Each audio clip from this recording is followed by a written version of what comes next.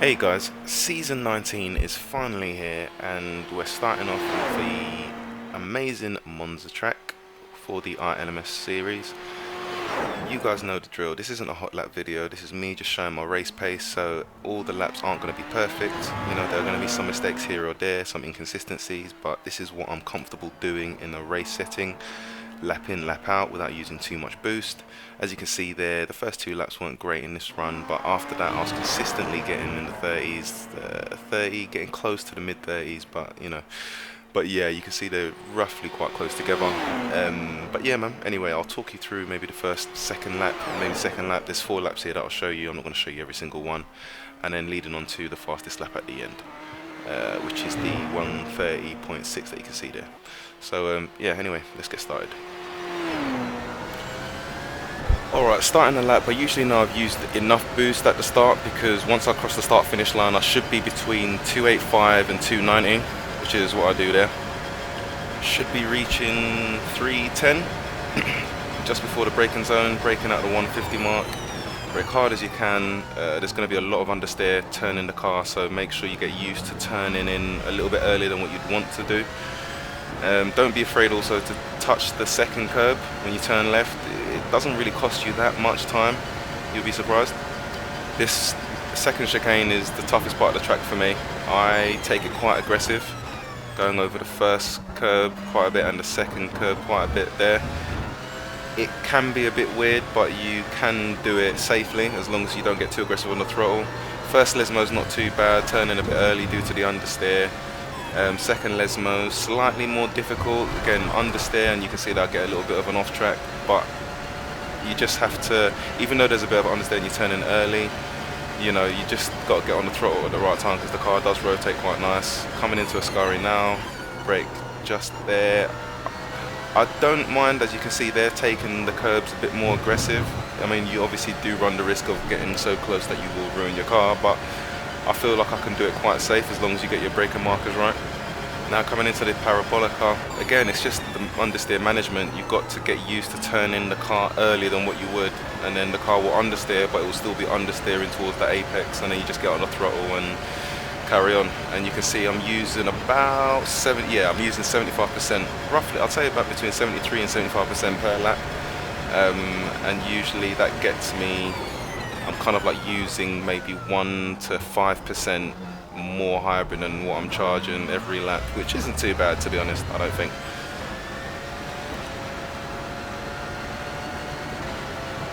Again, when you're coming into this chicane, the trick for me is you can take it aggressive, but you have to get off the throttle, so you kind of coast over it. So off the throttle and then back on again.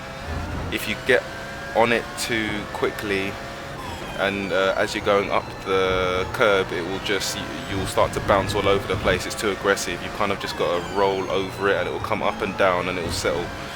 Alright, you can see that actually did the second Lesmo right there.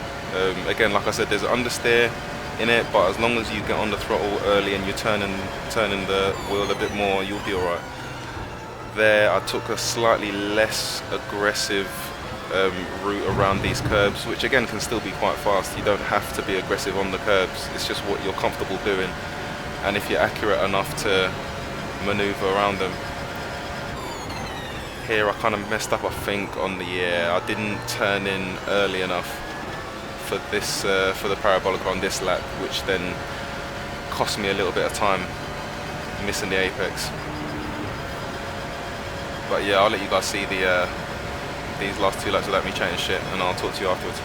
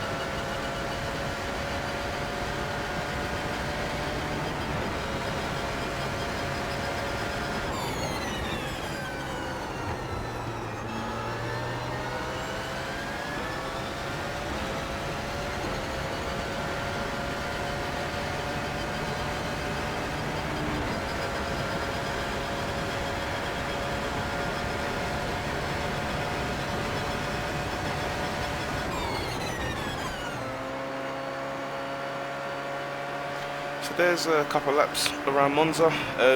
This is the, as you can see at the top right there, the VRS setup. This one felt most comfortable to me going around the track. I didn't actually like it at first, but I don't know, just, you know, something you just get slowly used to certain setups, and yeah, this one started to work fine. I started to understand it a bit better. It doesn't suit me particularly in terms of the way I'd like to drive, but I was able to adapt to it. What was I going to say now? But yeah, I mean, like this, I mean, the big part about this track for me is this second chicane. Like some people like to take a huge part, like a big chunk of the first curb, and then actually avoid the second curb and still do fast times.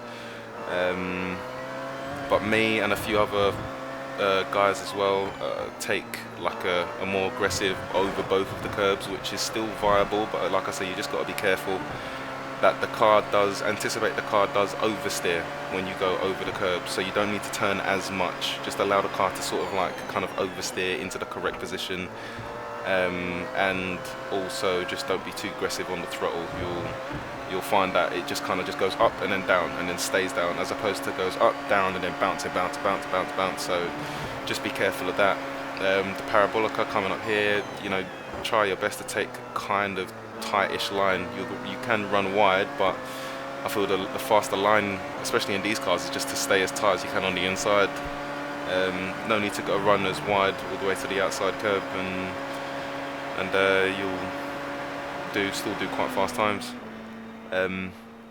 But yeah, the VRS time I think was a 130.65, something like that anyway, so I'm pretty close to it. I'm not usually this close to his times, but I am quite familiar with Monza, I guess, so it doesn't take too much for me to learn the track, especially with these cars. They're not hard to drive, to be honest, and with the understeer, don't get me wrong, I can understand people's frustrations with it, but for me I actually prefer it because it just means there's less wiggle room. As long as you get the braking mark right, the moment you turn in there's less area. What's the phrase? There's less room to maneuver, so there's only a small amount of maneuverability with the car, so there's less to really fuck up unless you mess up your braking zone, and when you turn, you've turned too late. But once you get that timing down, I think you should be more than getting good times. More than enough getting good times on this track. Anything else I've learned? Ascari. I did notice that going through Ascari, especially after this right-hander there, the car does feel a little bit loose.